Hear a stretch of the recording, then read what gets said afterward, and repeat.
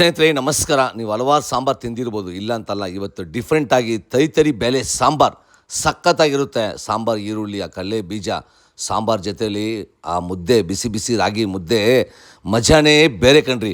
ಅಡುಗೆ ಅಂತೂ simple, taste ಅಂತೂ ಸೂಪರ್. ಈಗ ಅಡುಗೆ ಶುರು ಮಾಡೋಣ.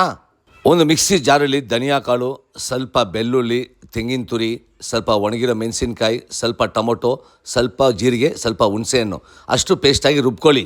ಸಾಂಬಾರು ಬೇಳೆ, ತೊಗರಿ ಬೇಳೆನ 4 ಅವರ್ ನೆನೆಸಿಟ್ಟು ಅದೇ ರುಬ್ಬಿರುವಂಥ ಮಸಾಲೆ ಹಾಕಿ ಸಾಂಬಾರು ಬೇಳೆನ ಹಾಕಿ ತರಿಯಾಗಿ ರುಬ್ಕೊಳ್ಳಿ. ಬಿಸಿ ಬಿಸಿ ಕಾಯುವ ಬಾಂಡಿಯಲ್ಲಿ 2 ರಿಂದ 3 ಸ್ಪೂನ್ ಎಣ್ಣೆ, 1 ಸ್ಪೂನ್ ಸಾಸಿವೆ, ಸಾಂಬಾರು ಈರುಳ್ಳಿ ಸ್ವಲ್ಪ ಜಾಸ್ತಿ ಇರಲಿ, ಟೇಸ್ಟ್ ಸಖತ್ತಾಗಿರುತ್ತೆ, ಆರೋಗ್ಯನ ಸೂಪರ್. ಅದೇ ಥರ ಸ್ವಲ್ಪ ಕರಿಬೇವು, ರುಚಿಗೆ ಎಷ್ಟು ಬೇಕಷ್ಟು ಉಪ್ಪು, ರುಬ್ಬಿರುವಂಥ ಮಸಾಲೆ ಅಷ್ಟನ್ನು ಮಿಕ್ಸ್ ಮಾಡಿ ಸ್ವಲ್ಪ ನೀರು ಹಾಕಿ ಸಾಕು. ಸ್ವಲ್ಪ ಹೊತ್ತು ಕುದಿ ಬರಲಿ, ಸ್ವಲ್ಪ ಅರಿಶಿನ ಹಾಕಿದ ಮೇಲೆ ಬೇಯಿಸ್ಕೊಂಡಿರೋ ಕಡಲೆ ಬೀಜ ಹಾಕಿ ಫೈನಲ್ ಟಚ್ ಗೊತ್ತಲ್ವಾ, ಕೊತ್ತಂಬರಿ ಸೊಪ್ಪು ಘಮ ಘಮ.